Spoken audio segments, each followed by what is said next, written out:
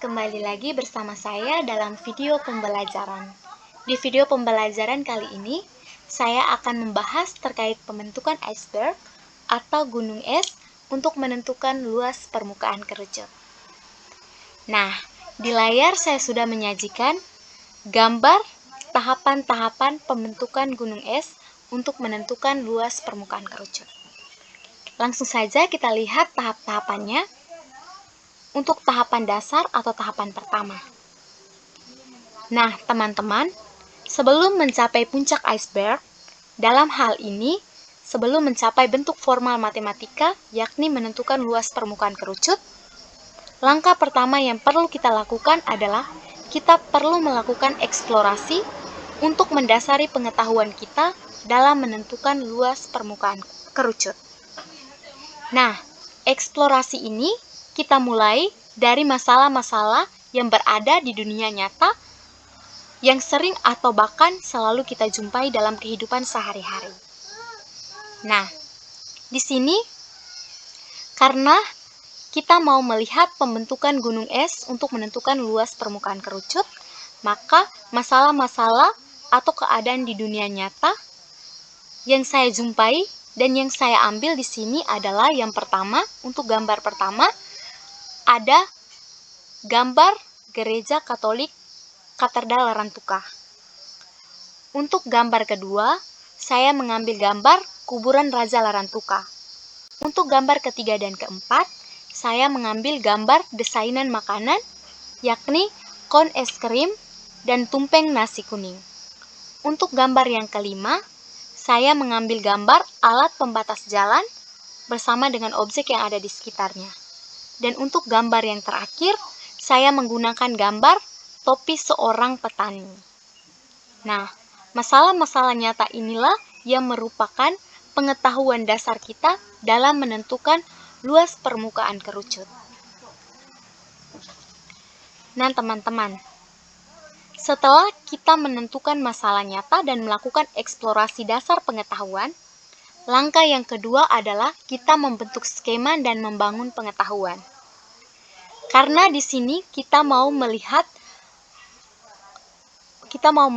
gunung es dari rumus luas permukaan kerucut, maka model matematika yang digunakan untuk merepresentasikan masalah-masalah yang sudah saya sebutkan dari gambar 1 sampai gambar ke-6 adalah model kerucut. Nah, jadi model kerucut ini merupakan representasi dari masalah-masalah nyata tadi. Nah, kerucut ini merupakan representasi dari bentuk untuk gambar pertama itu dia merepresentasikan bentuk tiang atap Gereja Katedral Larantuka. Untuk gambar yang kedua juga kerucut ini merepresentasikan atap dari kuburan Raja Larantuka. Begitu pula seterusnya sampai gambar ke-6. Jadi kerucut inilah yang merupakan model dari representasi masalah-masalah nyata ini. Nah, kerucut ini memiliki beberapa unsur, yakni yang pertama ada alas kerucut. Alas kerucut ini berbentuk lingkaran. Yang kedua, luas daerah yang menyelimuti seluruh alas kerucut ini merupakan selimut kerucut. Dan tinggi dari titik puncak kerucut sampai dengan alas kerucut itu dinamakan sebagai unsur tinggi kerucut. Setelah kita menetapkan kerucut sebagai model representasi, langkah selanjutnya adalah kita menentukan model formal untuk melihat bagaimana luas permukaan kerucut tersebut. Nah, model kerucut yang utuh ini, apabila kita hendak melihat luas permukaan kerucutnya, apabila kita hendak melihat luas permukaan kerucutnya, maka kita akan melihat semua unsur-unsur yang membentuk permukaan dari kerucut ini, dari alas sampai dengan selimutnya. Nah, untuk melihat lebih jelas unsur-unsur yang membentuk permukaan kerucut ini dari alas sampai dengan selimutnya, maka kita menggunakan jaring-jaring kerucut. Dari jaring-jaring kerucut ini memuat jelas sekali unsur-unsur yang membentuk permukaan kerucut tadi, permukaan kerucut ini. Nah, dari juring-juring kerucut ini terlihat jelas unsur-unsur yang membentuk permukaan kerucut tadi, di mana unsur alas dari kerucut itu daerah yang berwarna merah, dia terbentuk dari suatu bangun datar lingkaran, dan daerah selimut yang membentuk permukaan kerucut tadi merupakan daerah yang berwarna hijau, di mana daerah hijau ini atau daerah selimut ini ketika kita memberikan garis bantu, maka dia ini merupakan suatu daerah dalam lingkaran baru. Ini daerah hijau yang membentuk selimut pada kerucut ini, ketika kita memberikan garis bantu, maka dia berada, garis bantu berupa lingkaran, maka dia ini berada dalam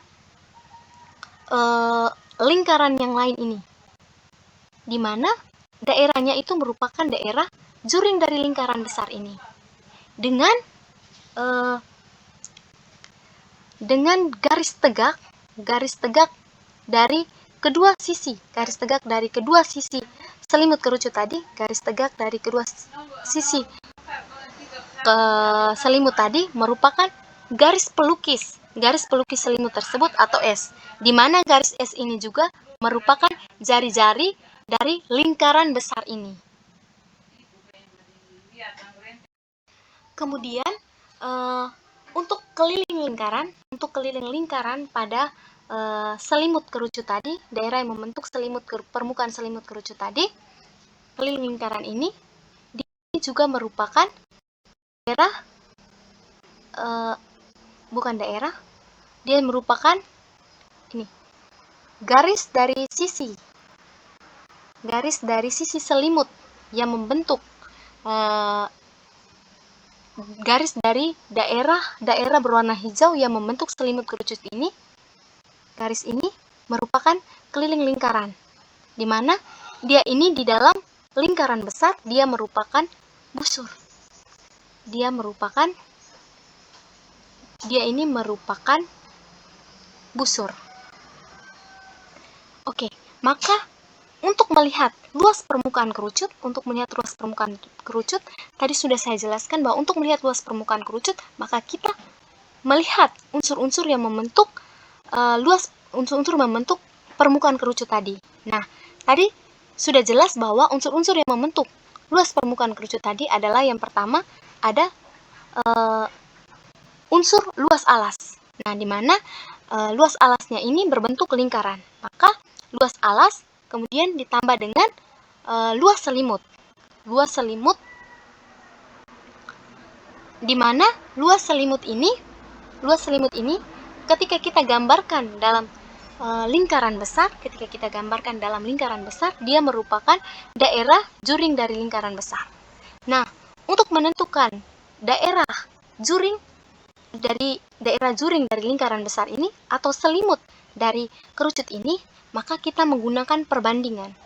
Jadi juring atau selimut ini dia dibandingkan dengan luas dari lingkaran ini, di mana lingkaran ini berjari-jari garis pelukis atau S. Kemudian dia sama dengan garis pelukis, dia sama dengan garis busur. Garis busur dibanding dengan keliling dari lingkaran besar ini. Jadi, untuk menentukan luas selimut atau sama dengan luas juring dalam lingkaran besar ini, maka kita menggunakan perbandingan. Luas juring berbanding dengan luas lingkaran besar yang berjari-jari S sama dengan panjang busur berbanding keliling dari lingkaran besar yang berjari-jari S ini. Maka untuk mendapatkan luas selimut, maka kita menggunakan panjang busur dibagi berbanding dibagi atau berbanding dengan keliling dari lingkaran besar, kemudian dikali dengan luas dari lingkaran besar tersebut. Jadi, luas selimut sama dengan panjang busur. Nah, panjang busurnya ini, panjang busur dari lingkaran besar ini merupakan atau sama dengan keliling lingkaran dari selimut kerucut, di mana keliling lingkaran rumusnya adalah 2πr. Maka panjang busur sama dengan 2πr berbanding dengan keliling dari lingkaran besar ini yang berjari-jari S.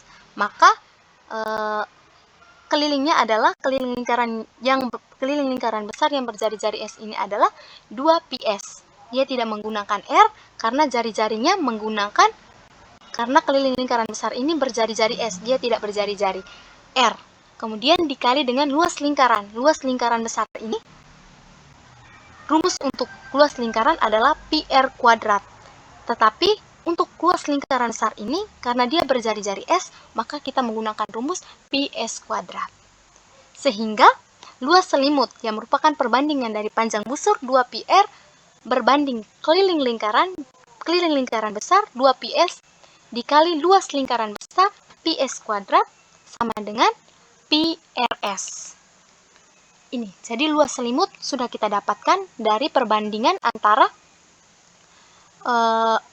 juring yang merupakan selimut dengan luas lingkaran besar sama dengan busur yang merupakan keliling lingkaran dari selimut kerucut berbanding dengan keliling dari lingkaran besar ini yang berjari-jari S. Maka luas selimut kita peroleh rumusnya adalah πrs. Maka luas permukaan kerucut tadi, luas permukaan kerucut sama dengan luas alas ditambah luas selimut. Untuk luas alas tadi sudah jelas bahwa luas alasnya berbentuk lingkaran. Maka luas lingkaran sama dengan πr kuadrat. Kemudian ditambah luas selimut tadi, kita dapatkan rumus luas selimutnya adalah πrs. Maka luas permukaan kerucut sama dengan πr kuadrat tambah πrs. Luas permukaan kerucut sama dengan πr kali r tambah s. Kita jabarkan, maka kita memperoleh luas permukaan kerucutnya. Rumus luas permukaan kerucut. Sekian dari saya. Semoga bermanfaat. Terima kasih.